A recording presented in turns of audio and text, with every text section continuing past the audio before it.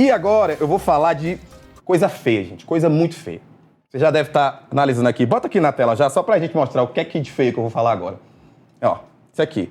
Mas essa feiura, ela não começa, não é por causa do jogo, não. Não tô falando da feiura só do fato da Argentina ter vencido o Brasil, não. Principalmente pelas aquelas cenas horríveis de violência no estádio que aconteceram antes do jogo.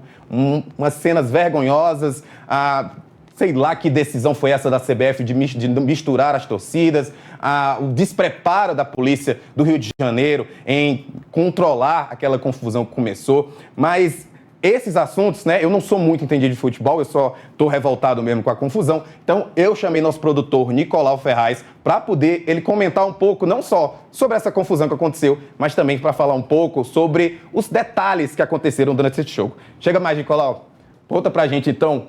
Primeiro me fala aí sua opinião sobre essa confusão toda, né? Porque, como eu falei, foi uma vergonha, mas você que é amante do futebol deve ter ficado ainda mais com vergonha do que aconteceu, né? Bom, primeiramente, bom dia, Rafa, bom dia, audiência do Boletim Metrópolis.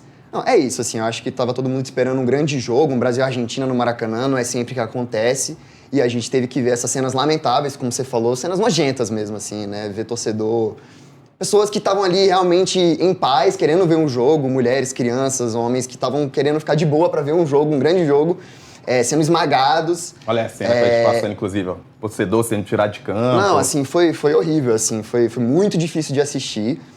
O que a gente tem de informação, de relatos de repórteres que estavam lá, de torcedores que estavam lá? A confusão começou durante o hino da Argentina.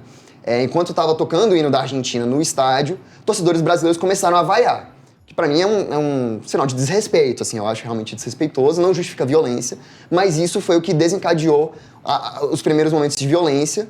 E então, durante o hino da Argentina, já começou a ter uma pancadaria solta lá na arquibancada do Maracanã.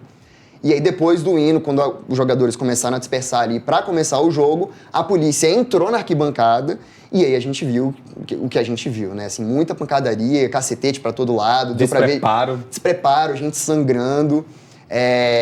Demorou muito para o jogo começar, porque a gente viu os jogadores da Argentina muito preocupados. Teve relatos também de jogadores da Argentina falando que tinham parentes deles lá no meio da torcida da Argentina. Então, assim, eles devem ter ficado super preocupados. O Messi dando um exemplo também de líder, né? Vamos sair daqui, de fato. O Messi, o símbolo que ele é pro futebol argentino, pro futebol mundial, assim, ele falou, eu não preciso disso. Então ele pegou o time dele e falou, não, vamos pro vestiário. Enfim, ficou aquele disse-me disse, ninguém sabia o que ia acontecer. Eu, pessoalmente, achava que os jogadores da Argentina não iam voltar para campo.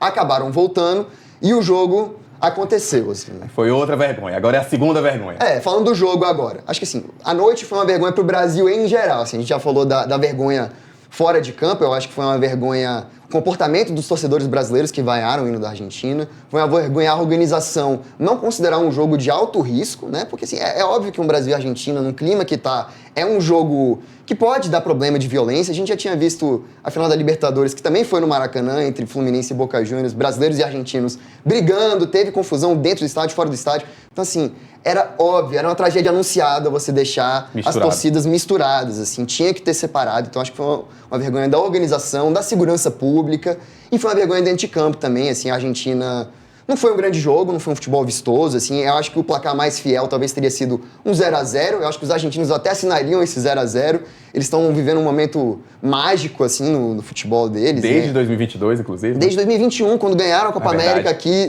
também no Maracanã. Enfim, o jogo foi uma vergonha pro Brasil, porque, assim, os argentinos ganharam na bola, apesar de ter sido um jogo pra 0-0, na minha opinião, eles ganharam com méritos, ganharam justamente. E os jogadores do Brasil não apresentaram um psicológico nenhum para jogar, assim. Deu para ver claramente que o primeiro tempo todo o jogo estava afetado pelo que aconteceu fora de campo. Jogadores muito nervosos, muito ansiosos. Apareceu uma estatística muito interessante que foi, com 19 minutos de jogo, tinha 10 faltas já de jogadores do Brasil, ou seja, mais de uma falta a cada 2 minutos, assim. Aliás, a estatística é algo que você trouxe várias, a gente conversou antes, né? São vários detalhes aí do jogo que...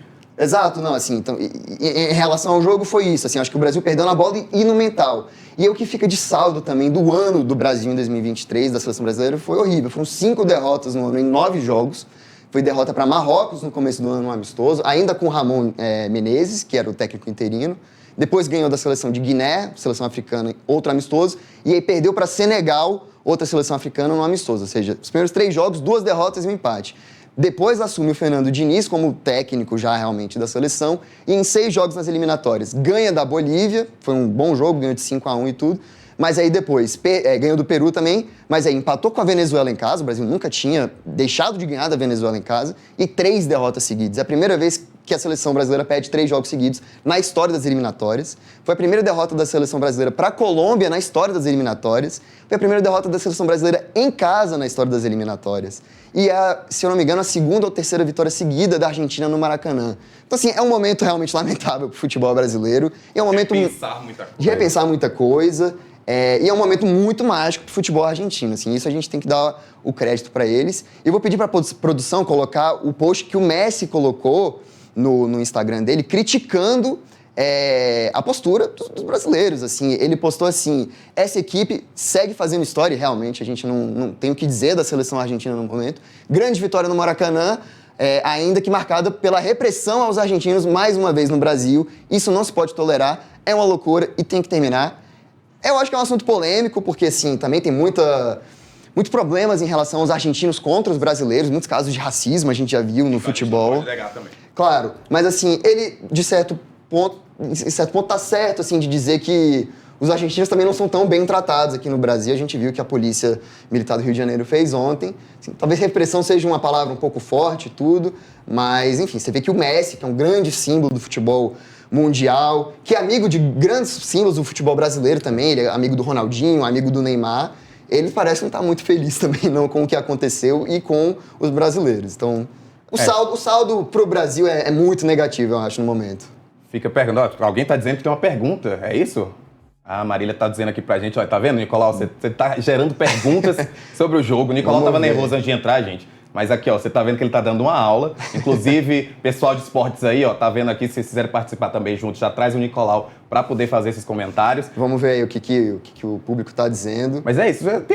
Eu vou aproveitar então que a gente tá esperando. Mas tem alguma expectativa pra 2024 dessa seleção melhorar? Ou a gente só vai continuar repetindo o ano de 2023 foi tão ruim? Eu acho que é uma grande incógnita, assim, porque desde que acabou a Copa do Mundo, a grande expectativa é que a seleção contrate o técnico italiano Ancelotti, que é um grande vencedor e tudo, mas ele é técnico do Real Madrid ainda, ele ainda tem contrato com o Real Madrid e não se sabe se ele vai abrir mão de uma renovação com o Real Madrid para assumir a seleção. Então, assim, é uma grande incógnita. A CBF anunciou que tem um acordo informal já com o Ancelotti, mas ninguém sabe. Ninguém sabe se o Diniz vai continuar. Ano que vem a gente tem 2 amistosos em março, se eu não me engano, contra Espanha e Inglaterra na Europa, jogos dificílimos. E a expectativa realmente não é tão boa, não. Então aproveita, já que você tá aí falando de expectativa, ó, tá aí, ó. Nicolau, você acha que o Brasil consegue se classificar para a próxima Copa? Isso eu acho que sim. São 10 seleções na América do Sul.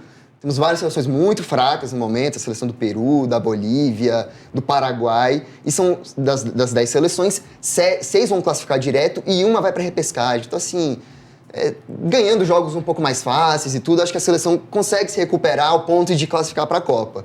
Mas eu acho vergonhoso, de qualquer jeito, classificar como 6º, como 5º colocado, assim, pro que a gente sabe da história da seleção brasileira, né? É isso, gente.